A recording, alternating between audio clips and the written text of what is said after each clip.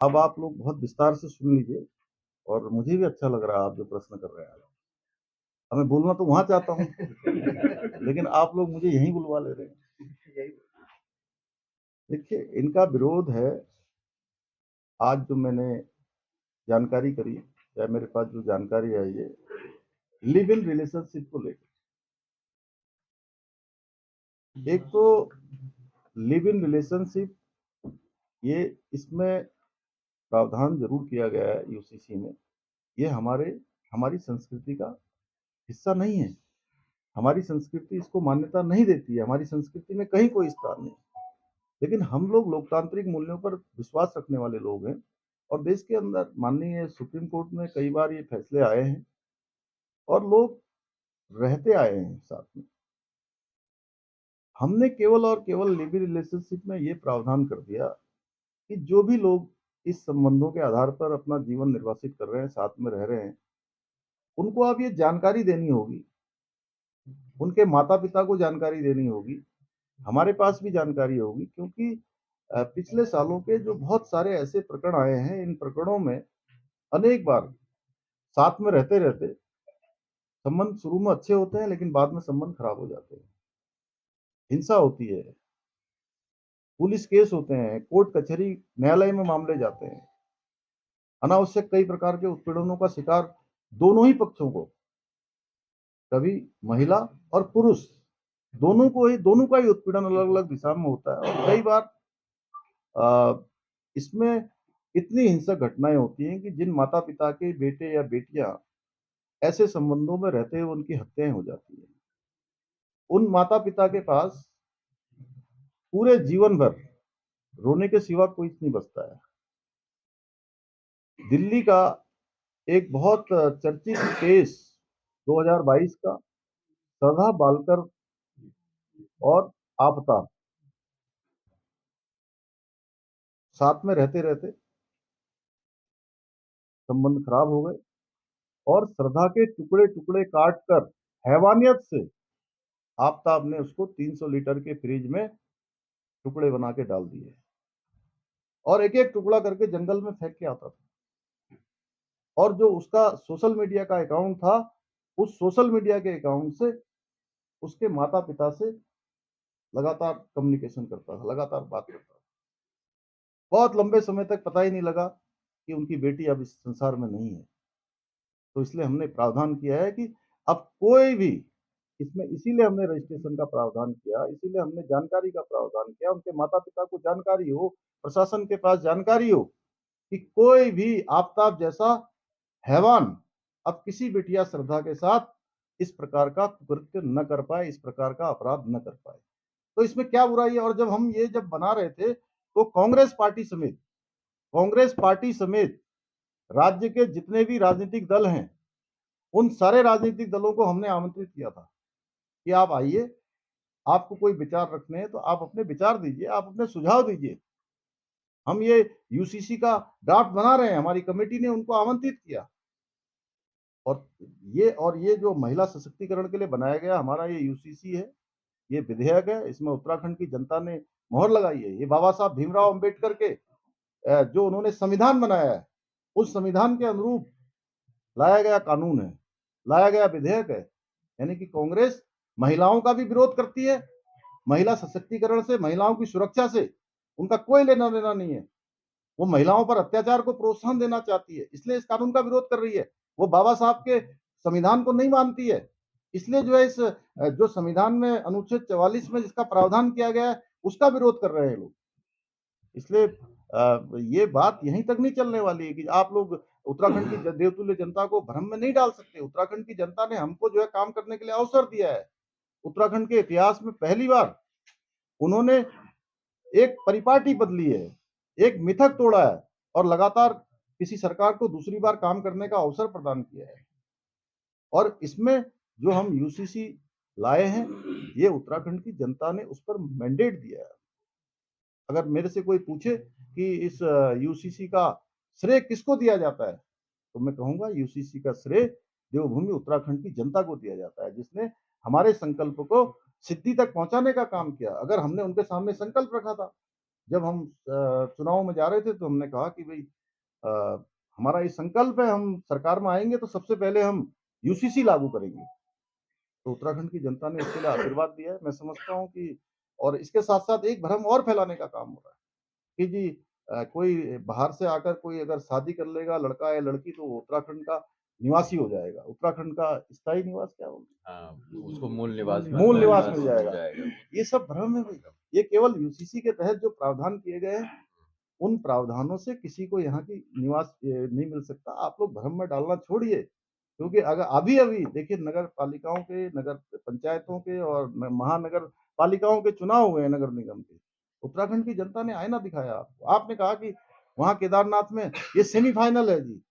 Semifinal में आपको बाहर कर दिया। तो आप लोगों को भ्रम और झूठ में नहीं फैला सकते। उत्तराखंड के लोग बहुत जागरूक हैं और पूरे उत्तराखंड के नहीं, देश दुनिया के अंदर जो उत्तराखंड के हमारे प्रवासी भाई-बहन रहते हैं, सबके बधाई संदेश आ रहे हैं कि देवभूमि उत्तराखंड पहला राज्य बना है। सबको गौरवान्वित हो रहे हैं, लेकिन ये लोग कुछ लोगों को आगे करके अभी भी झूठ और भ्रम की राजनीति फैला रहे हैं।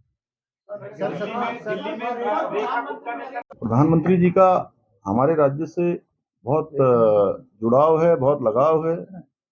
उनके हृदय में उत्तराखंड बसता है और शीतकालीन यात्रा जो हमने इस वर्ष प्रारंभ की है, पिछले वर्ष से दिसंबर माह से हमने 8 दिसंबर 2024 को ऊखीमठ के ओंकारेश्वर मंदिर से इस यात्रा का शुभारंभ हुआ है और इस यात्रा के अच्छे परिणाम आए हैं। आदरणीय प्रधानमंत्री जी ने भी उस यात्रा को प्रोत्साहित करने के लिए देश दुनिया का ध्यान हमारे राज्य की ओर आए, हमारी शीतकालीन यात्रा में आए और पूरे साल भर लोग आए, यात्रा आए। हमने उनको यात्रा के बारे में जैसे ही उनको बताया तो उन्होंने कहा कि मैं भी इस यात्रा में शामिल होना चाहूँगा और वो मुखवा आ रहे हैं, उसकी तैयारियाँ चल रही हैं और वो जब भी आते हैं, चाहे वो भारत के पहले गाँव माणा गाँव में आना हो उनका, इन्वेस्टर समिट में आना हो या आदि कैलाश की यात्रा हो, हर यात्रा हमारे लिए बहुत सुखद होती है और पूरा उत्तराखंड हमारा दुनिया के नक्शे में आता है, देश के नक्शे में आता है। तो हम सब लोग और हर्षिल के लोग, बुकवा के लोग, उत्तरकाशी के लोग, सीमांत क्षेत्र के हमारे तीर्थ पुरोहित, हमारे धार्मिक संगठनों के लोग, सभी लोग उनका स्वागत करने के लिए तैयार हैं। माननीय सीएम साहब 2025 और 2026 का बजट जो है गरीब युवा अन्नदाता और नारी नहीं, अभी तो ये वर्ष चल ही रहा है, ये अभी समीक्षा होगी 30 तारीख जब आएगी ना, 30 मार्च को जब ये वर्ष समाप्त होगा तो उसके बाद उसका वो निकलेगा। लेकिन मैं समझता हूँ कि सभी लोग प्रयास कर रहे हैं। बहुत बहुत धन्यवाद। आप सब बधाई सब लोगों सभी आप लोगों को बधाई, क्योंकि सब लोग आप लोग जो है ये बजट जन जन तक पहुंचाने का काम करेंगे, जो भी इसमें विशेषता है। मैं सबसे पहले तो उत्तराखंड राज्य के रजत जयंती वर्ष में इस ऐतिहासिक बजट को प्रस्तुत करने के लिए वित्त मंत्री जी को और उनकी पूरी टीम को बहुत बधाई देता हूँ, बहुत शुभकामनाएं देता हूँ कि विकसित और श्रेष्ठ उत्तराखंड का निर्माण हमारा जो विकल्प रहित संकल्प है। मेरा मानना है कि ये बजट हमारी प्राथमिकताएं और हमारे संकल्पों को पूरा करने का पूरा विजन प्रस्तुत करता है और हमारी सरकार की जो अर्थ को लेकर, वित्त को लेकर जो रोड मैप है, जो भविष्य की योजनाएं हैं, उसको भी प्रस्तुत करता है। ये हमारे लिए अत्यंत गर्व का विषय है कि राज्य निर्माण के इस रजत जयंती वर्ष में हमारे राज्य का जो बजट का आकार है, वो उसने 1 लाख करोड़ को पार किया है, जो पिछले वर्ष की तुलना में लगभग 13% अधिक है और 2001 और 2 के हमारे पहले बजट की तुलना में, जब पहला बजट राज्य स्थापना के बाद प्रस्तुत हुआ था, उससे यह बजट हमारा 24 गुना अधिक है। हमने इसमें इकोलॉजी, इकोनॉमी, इनोवेशन, इंक्लूसिव और सस्टेनेबल डेवलपमेंट के साथ-साथ टेक्नोलॉजी और अकाउंटेबिलिटी के व्यापक फ्रेमवर्क को ध्यान में रखते हुए इस बजट को बनाया है। इस बजट में हमने वेंचर फंड की स्थापना की है, जिसमें रिवर फ्रंट डेवलपमेंट योजना, प्रवासी उत्तराखंड परिषद का गठन, स्मार्ट सिटी के अंतर्गत इलेक्ट्रिक बसों के संचालन, खेल विश्वविद्यालय की स्थापना, होमगार्ड कल्याण कोष का गठन, पुलिस कर्मों के उत्साहवर्धन हेतु रिवॉल्विंग फंड की स्थापना जैसी अनेक नई पहलों को इसमें सम्मिलित किया है। ये बजट हमारा नमो अर्थात नवाचार, आत्मनिर्भर उत्तराखंड, महान विरासत व ओजस्वी मानव संसाधन की थीम पर आधारित है। मुझे प्रसन्नता है कि बजट में राज्य के समावेशी समग्र विकास के लिए ज्ञान अर्थात गरीब, युवा, अन्नदाता एवं नारी कल्याण को केंद्र में रखा गया है। विशेष फोकस इन चार जो हमारे सेक्टर हैं, गरीब, युवा, अन्नदाता एवं नारी को प्राथमिकता में रखा गया है। हमने इस बजट में वित्तीय प्रबंधन पर भी विशेष जोर दिया है और ये सुनिश्चित करने का प्रयास किया गया है कि हम अपने संसाधनों से राज्य की आय बढ़ाएं, उसके लिए हर तरीके से हम प्रयास करें। इसके अलावा बजट में हमने शिक्षा, ग्रामीण विकास, इंफ्रास्ट्रक्चर, चिकित्सा, उद्योग आदि क्षेत्रों के विकास पर भी विशेष रूप से फोकस किया है। यह बजट हमारा सर्वस्पर्शी बजट है। इसमें होलिस्टिक अप्रोच रखी गई है। इसका सबसे जो मजबूत पक्ष है कि सभी के लिए सभी संभावनाएं इसमें आगे प्रावधानित की गई हैं। यह बजट आदरणीय प्रधानमंत्री जी के सबका साथ, सबका विकास, सबका विश्वास और सबके प्रयास के मूल मंत्र के अनुरूप बजट है।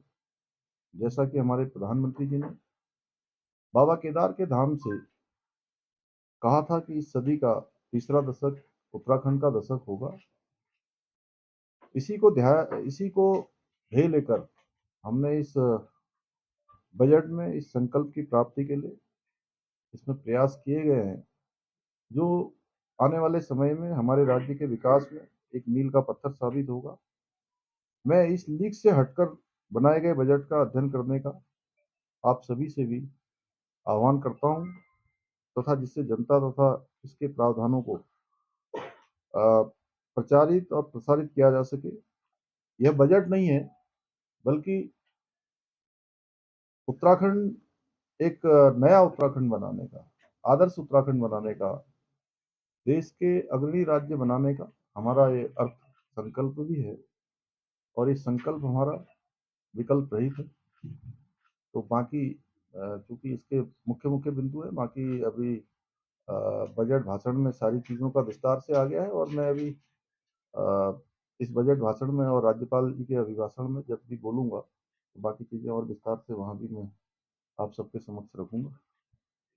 आप सभी को कोई बात पूछनी हो तो पूछ सकते हैं। सर, एक कानून भी आज टेबल होने जा रहा है, किस तरीके से आप देखते हैं? कई कड़े प्रावधान अब कर दिए गए हैं इसमें। भू कानून इस राज्य के लोगों की भावनाओं के अनुरूप उसको प्रावधानित किया गया है और लंबे समय से राज्य के लोग भू कानून की मांग करते रहे हैं, कानून की बात करते रहे हैं, कुछ प्रावधानों की बात करते रहे हैं। उसके लिए हमने पिछले सत्र में जो हमारा गैरसैंण में आयोजित हुआ था, उसके बाद से लगातार जो हमारे हितधारक हैं, हमारे स्टेक होल्डर्स हैं, उन सभी के विचार लिए हैं। राज्यवासियों की सबके विचार जानने का हर तरह से प्रयास हुआ है। उनके सुझावों को भी लिया गया है। अनेक लोग जो हमारे राज्य के अंदर अनेक अनेक क्षेत्रों में काम जिन्होंने किया है, अनेक अनुभव प्राप्त किए हैं, विशिष्टताएं प्राप्त की हैं, उन सभी के साथ हमने भराड़ीसैंण में, गैरसैंण में भी हमने एक बैठक आयोजित की थी। राज्य के हमारे सभी जिलाधिकारियों ने अपने अपने जिलों में लोगों से सुझाव लिए थे और उनके जो सुझाव आए थे, उन सुझावों के अनुरूप ये बनाया गया है और एक सशक्त भू कानून होगा, जिससे कि राज्य की जो जमीनों के लगातार राज्य स्थापना के बाद लोगों को शंका, लोगों के मन में जो भी चीज़ें आई हैं, आने वाले समय में उनका समाधान भी होगा और एक सशक्त भू कानून भी राज्य के अंदर आएगा। सर, भू कानून के साथ मूल निवास भी एक विषय था, तो इसको लेकर के सरकार किस तरह से सोच रही है? देखिए, हम चूंकि सभी विषयों पर सरकार जो है सकारात्मक रूप से सोचती है और ये मुद्दे भी इसीलिए हमारे सामने ही आते हैं। 24 सालों में ये पहली सरकार है जो हर मुद्दे पर सकारात्मक रूप से जन भावनाओं के अनुरूप काम करती है। लोगों को विश्वास है, चाहे भू कानून हो, मूल निवास हो या आने वाले समय में और भी कोई चुनौतियां हों, हम उन चुनौतियों पर राज्य की जो जन भावनाएं हैं उनकी भावनाओं के अनुरूप काम करेंगे। ये जो स्मार्ट मीटर को लेके एक इशू आ रहा है, तो क्या जो हमारे यहाँ उत्तराखंड में अलग से स्मार्ट मीटर लग रहे हैं, जो हिमाचल, कर्नाटक और जो तेलंगाना में जो कांग्रेस की सरकार वाली जगह पे लग रहे हैं, क्या ये उससे हटके हैं या वही हैं? तो वहाँ क्यों वो नहीं हो रहा है इसका? देखिए, आप सभी लोग लगातार, आप लोगों से ज़्यादा अपग्रेड कौन रह सकता है? सबसे ज़्यादा अप टू डेट बोलते हैं, क्या बोलते हैं विनोद? अपग्रेड ही ठीक है सर। पंकज बताओ क्या बोलते हैं? Upgrade update, upgrade.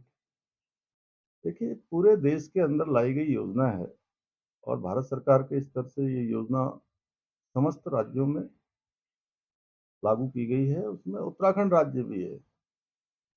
और ये योजना लोगों की सुविधा के लिए लाई गई योजना है कि बिजली चोरी ना हो, कानून से जीने की सबको आदत पड़े। अवैध कोई कब्जा करने वाले, कटिया लगाने वाले, कटिया जानते हैं ना? तो ऐसे लोगों के लिए या पता नहीं कहीं कोई रोहिंग्या टाइप के लोग हों जो बसे हुए हैं, तो उनको अगर कोई फ़ायदा पहुँचाना चाहता है, लेकिन फ़ायदा पहुँचाइए, आप अपने निजी साधनों से फ़ायदा पहुँचाइए, उसमें सरकार को कोई आपत्ति नहीं है। लेकिन अगर व्यवस्था बनाने के लिए, कानून बनाने के लिए कोई योजना लाई गई है, तो उसमें क्या किसी को क्या हानि हो रही है भाई? आप लोगों के जेब में, सबके जेब में स्मार्टफ़ोन है। जब आप स्मार्टफ़ोन यूज़ कर रहे हैं, तो आप स्मार्ट मीटर क्यों नहीं लगा सकते? और प्रीपेड का जो हल्ला मचाया गया है, वो केवल भ्रम में डालने की बात है। हमने कहा है, हम गरीब लोगों के लिए, जो हमारे अंत्योदय के लोग हैं, जहाँ इंटरनेट की सुविधा नहीं है, वहाँ पर स्मार्ट मीटर लगाए जाने का अभी कोई प्रावधान नहीं है। लेकिन जो संपन्न लोग हैं, जितनी बिजली वो यूज़ करते हैं, उतना उनको बिल देना चाहिए कि नहीं देना चाहिए? आप लोग इस बात को तो मानते हैं ना? हमारे पड़ोसी राज्य हिमाचल में हमसे बहुत ज़्यादा लगाए जा चुके हैं, वहाँ कांग्रेस पार्टी की सरकार है। राज्य के दूसरे हिस्सों में कांग्रेस पार्टी की सरकार है, हमारी अन्य एनडीए सरकारों से अलग सरकार है। वहाँ भी ये योजना लगाई जा रही है। भारत सरकार ने इसमें प्रावधानित किया है, इससे किसी को कोई नुकसान नहीं होने वाला है। बार-बार ये विषय उठाया जा रहा था कि साहब एक कंपनी विशेष को दे दिया गया है, जबकि इसमें 40 कंपनियों ने भाग लिया है। जो मीटर में अलग-अलग आए हैं, कुमाऊँ क्षेत्र के लिए अलग आए हैं, गढ़वाल क्षेत्र के लिए अलग आए हैं, लगभग 30 करोड़ 28 करोड़ से ज़्यादा पूरे राज्य के अंदर 28 लाख से ज़्यादा मीटर लगाए जाने हैं। अभी कुल 15 लाख मीटर लगाए जा रहे हैं। वो भी उस क्षेत्र में लगाए जा रहे हैं जहाँ लोग ठीक प्रकार से अपना बार-बार शिकायत करते हैं कि ये मीटर जंप कर रहा है, ये कर रहा है, वो कर रहा है, तो जंप करने की समस्या भी समाधान होगा। तो ये मैं समझता हूँ कि इसका विरोध जो बिजली चोरी कर रहे हैं, राज्य के संसाधनों पर जो लोग जो है अनावश्यक रूप से बोझ डालना चाहते हैं, उनका साथ देना जैसा है। जो लोग कानून से जीना चाहते हैं, तो मैं समझता हूँ इसमें कोई किसी को, किसी गरीब को, कोई गरीब के लिए कि गरीब को प्रताड़ित करने के लिए, हम तो, हमारी सरकार तो खुद ही अंत्योदय के लिए काम कर रही है। और वो तो जहाँ इंटरनेट नहीं है, सबसे लास्ट में हम लगाएँगे उसको। सर